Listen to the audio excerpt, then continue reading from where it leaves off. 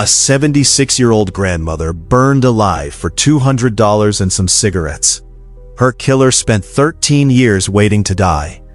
And when his time finally came, his last words made one family member walk out of the room. This is the story of Matthew Lee Johnson, and what happened on May 20th, 2025, when the state of Texas strapped him to a gurney and ended his life. But first, you need to understand what he did, because the crime that put him on death row was so vicious, so completely unnecessary, that even hardened investigators still talk about it. May 20th, 2012, Garland, Texas, 7:04 in the morning. Nancy Harris arrives at the gas station convenience store where she works. She's done this hundreds of times.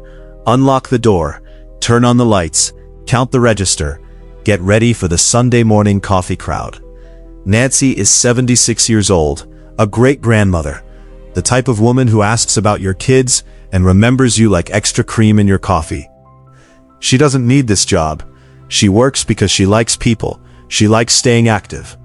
At 7:11 a.m., a man walks through the door. His name is Matthew Johnson. He's 36 years old. He's been awake for 2 days straight, burning through crack cocaine and cheap vodka. He's holding a water bottle, but it's not filled with water, it's lighter fluid. Johnson walks straight to the counter. Nancy looks up. Before she registers what's happening, he douses her. The chemical smell hits her nose. She realizes what's in that bottle. She's terrified, shaking, but she does exactly what he wants. Opens the register. Hands him the cash. About $200. Maybe she thinks that's enough. Maybe she thinks he'll leave. He doesn't.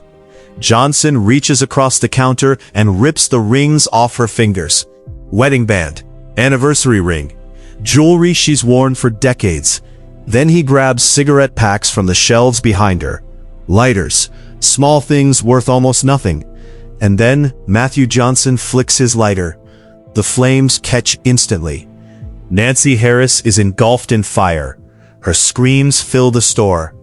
Johnson watches for a second. Then he turns and walks toward the exit. But here's the part that shows you exactly who this man was. On his way out, Johnson stops, grabs candy bars from the shelf near the door, 3 or 4 of them, like he's finishing up a normal shopping trip, like there isn't a woman burning to death 15 feet behind him. He walks out into the parking lot, gets in his car, drives away. Inside the store, Nancy is dying. Her skin is melting. Her clothes are fused to her body. She stumbles to a sink and tries to splash water on herself, but the fire is too intense. 3rd-degree burns don't go out with tap water. She runs outside, still burning, still screaming. A police officer happens to be driving nearby. He hears the screams, rushes over with a fire extinguisher, puts out the flames, but the damage is done. Nancy has 2nd, 3rd, and 4th-degree burns, covering most of her body. The kind of burns that destroy muscle tissue. The kind you don't survive. Paramedics rush her to the hospital. Doctors fight for 5 days to save her life. 5 days of agony. 5 days of skin grafts and infection and pain you can't describe. On May 25th, 2012, Nancy Harris dies. While she's in the hospital fighting for her life, investigators are already hunting Matthew Johnson. The entire attack was caught on surveillance cameras.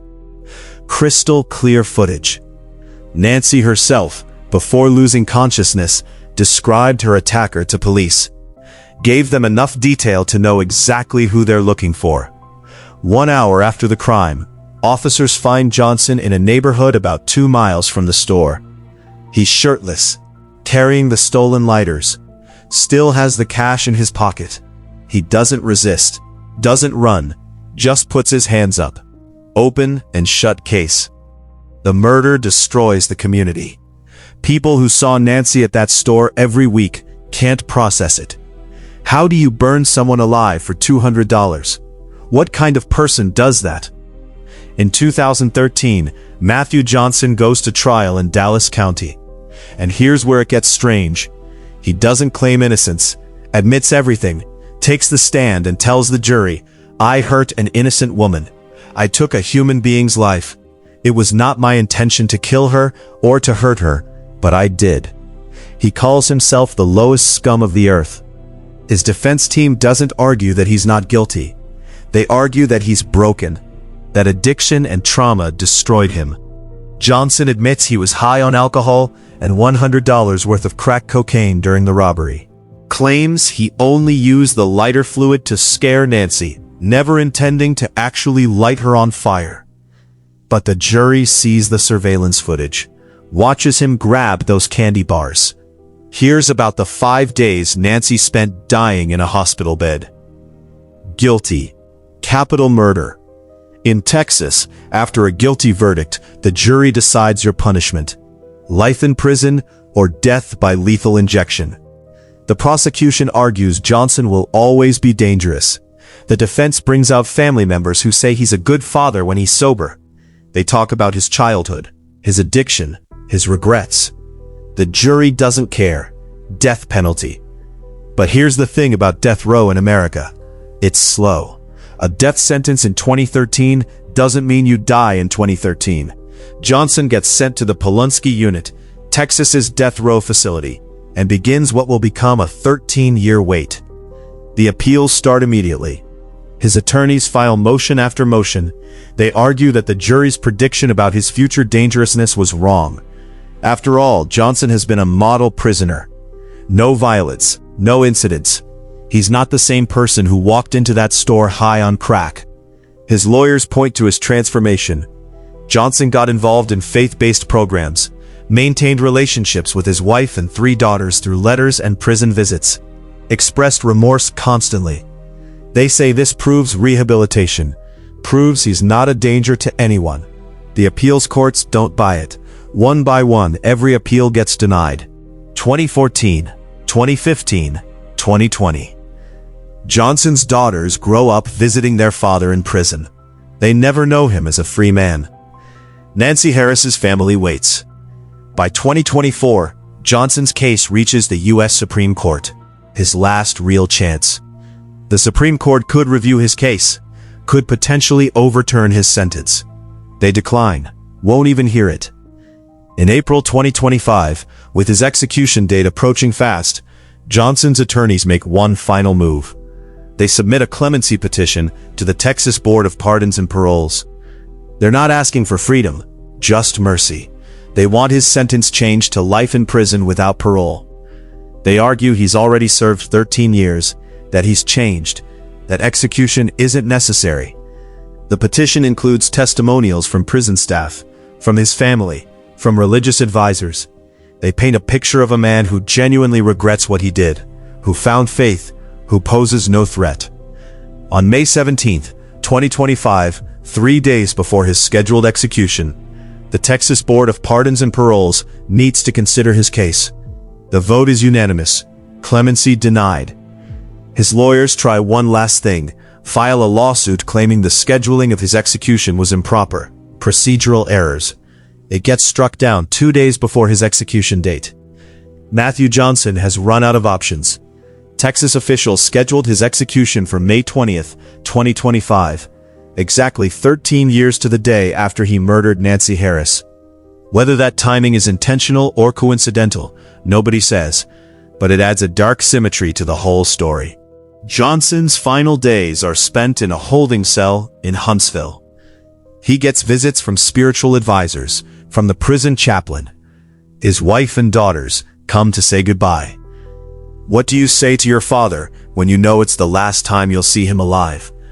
What does a man say to his children when he knows he's about to die for what he did? On his final day, May 20th, 2025, there's no special last meal waiting for Matthew Johnson. No steak, no favorite childhood dish. Texas stopped doing special last meals years ago. He gets exactly what every other inmate gets: standard prison food. Does he eat it? Nobody knows. What we do know is that he spends those final hours in quiet reflection, probably praying, probably thinking about Nancy Harris and what he took from her family. As the afternoon wears on, the time approaches. 6 p.m. That's when Texas conducts executions. Johnson gets moved to the execution chamber. Small room, clinical, gurney in the center, window where witnesses watch. On the other side of that glass, 3 of Nancy Harris's sons are waiting. Their wives are there too, one of Nancy's granddaughters. They've waited 13 years for this moment. Johnson gets strapped to the gurney, arms extended, IV lines inserted into his veins. Before the drugs flow, there's one final ritual. The warden asks if he has any last words.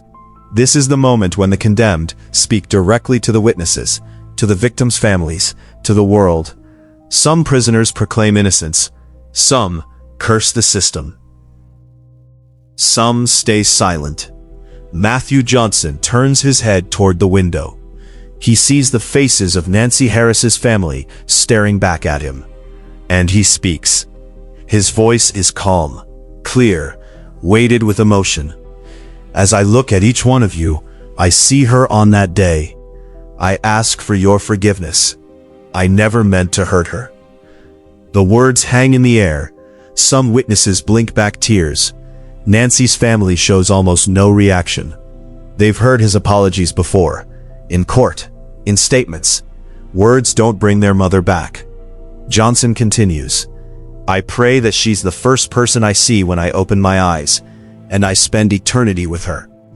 Then he turns to his own family, apologizes to his wife and 3 daughters, asks them to forgive him for giving up on them, because that's what this execution means.